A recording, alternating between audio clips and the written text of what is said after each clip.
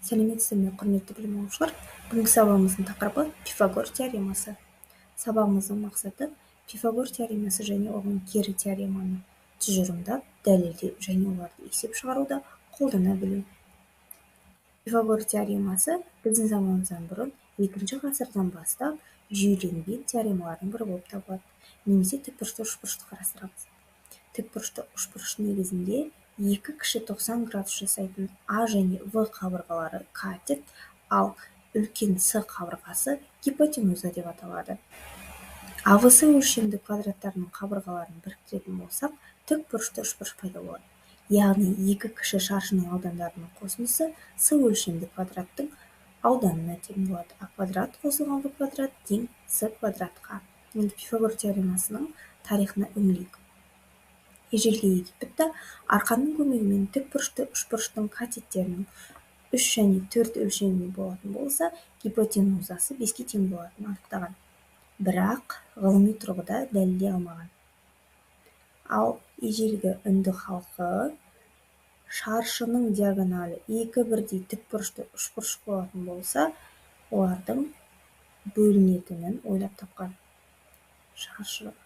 Ал грек ғалымы Пифагор болса, математикаға негізделген құпия әлемнің ғылыми негізін қалап ойлап тапқан. Яғни ол А квадрат қосылған В квадрат тең С квадраттың қайдан шыққанын бізге зерттеп, теорема жүзінде дәлелдеп берді. Зерттеу барысында бірдей өлшемді А, В, С өлшемдері бар тікбұрышты үшбұрыштың 4-еуін алады да, олардың қабырғаларын өзара теңдей етіп біріктірген.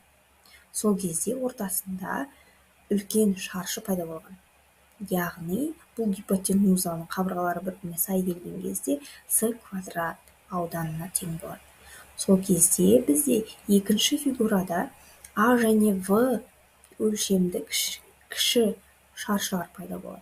Демек солардың қабырғасының қосындысы С квадратқа тең болатынын осылай дәлелдеген болатын. Енді осы Пифагор теоремасына байланысты мысал келтіріп көрейік. Ол байырғы Вавилон есебі деп аталады. Қабырғада тұрған қаданы көлбеу орналасқанда, оның жоғарғы ұшы қада биіктігінен 3 шынтақ төмен орналасқан. Ал екінші ұшы қабырғадан 6 шынтақ қашықтықта жатыр. Қаданың ұзындығын табу керек. Пифагор теоремасын пайдаланамыз. Яғни есепті шығару барысында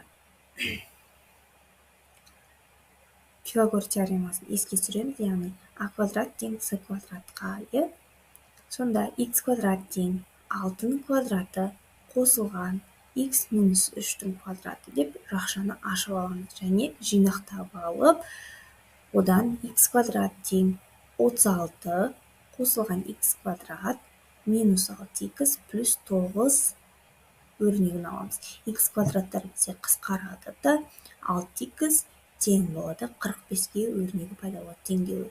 Бұл жерден Х 7,5-ке тең. Демек, бізде қаданың ұзындығы 7,5-ке тең екен. Осылай есептерді шығара берсек, Пифагор теоремасын пайдаланып. Назар аударғандарыңызға рахмет. Сабағымыз аяқталды.